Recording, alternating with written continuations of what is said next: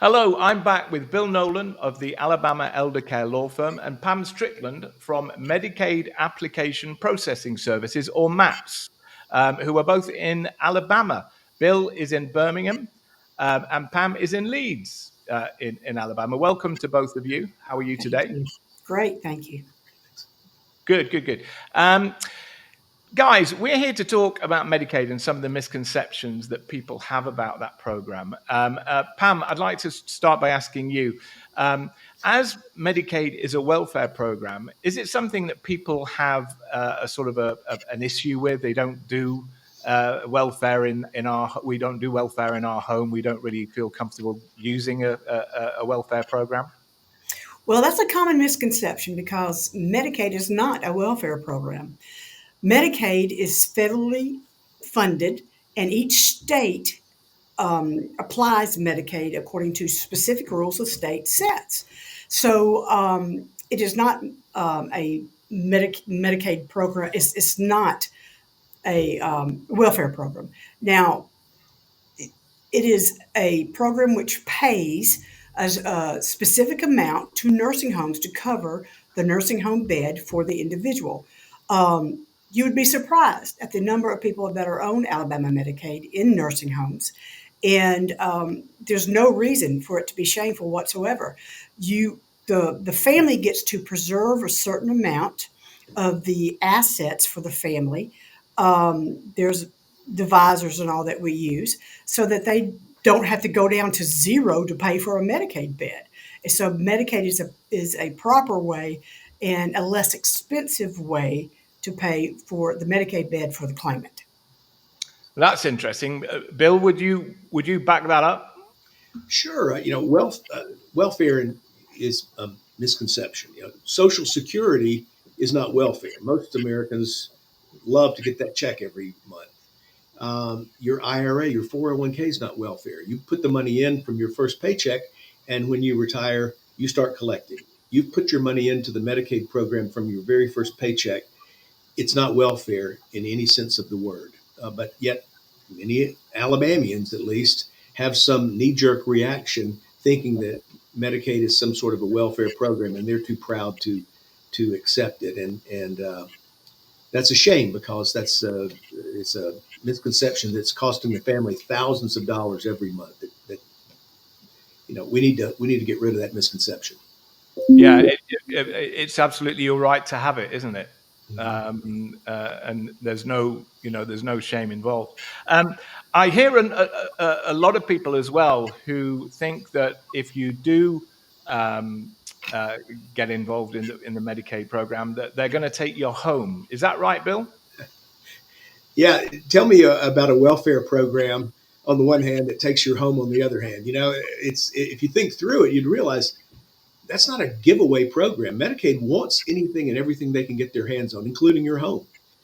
So if you do nothing, if you don't do any planning at all, it's almost a guarantee that Medicaid will get that house. However, they don't get the house until after your death.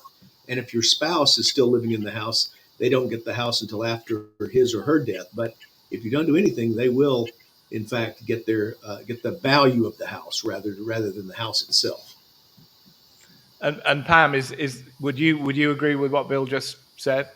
Absolutely. They won't come and put a key on the door and put a lock on the door and say, now Medicaid owns this house. But what they will do is to make the family put the house up for sale, and then they will pay themselves back for whatever they paid for the claimant during his or her stay at the nursing home. They'll take that money, and whatever's left over can go to the beneficiaries of the will or however their estate is set up. Okay, that's interesting. And when it comes to most of the people that are going to be watching this are going to be the adult children of the seniors who are either already in Medicaid or maybe going into the Medicaid system soon. They're going to have questions about what's allowed, and a lot of them I'm going to assume are going to think, what about my parents' assets? Is that going to preclude us from qualifying for Medicaid? Pam, is that the case? Do the parents' assets matter? Absolutely, they matter. And if they don't have what we call a 5-year plan, and they come to me and they say, here's my parents' assets. And you have to realize if both parents are alive, and so they're a couple, Medicaid splits the assets 50-50. The wife can keep a certain amount, but and the husband can keep a certain amount. But depending on which one's going in the nursing home, theirs must be spent down to below $2,000 or placed into um, a trust here in the state of Alabama to get them below that amount. So we have to do a lot of figuring to make sure that those assets are in line with Medicaid guidelines. Very interesting. Now, Bill, you're the estate planning attorney here. Pam just mentioned a trust. How does that work in this instance? Well, there are two types of trust that work in the Medicaid realm. One trust would be created 5 years prior to a Medicaid application. And a lot of families don't think 5 years in advance. It's a shame because they could save significant wealth by planning that far in advance. Another type of trust is used the month you apply for Medicaid. That's called the Alabama Family Trust. It's designed to temporarily protect assets so that you can qualify for Medicaid. However, anything in the Alabama Family Trust left at the death of the recipient, the Medicaid recipient, would then be payable to Medicaid before the family got a dime of it.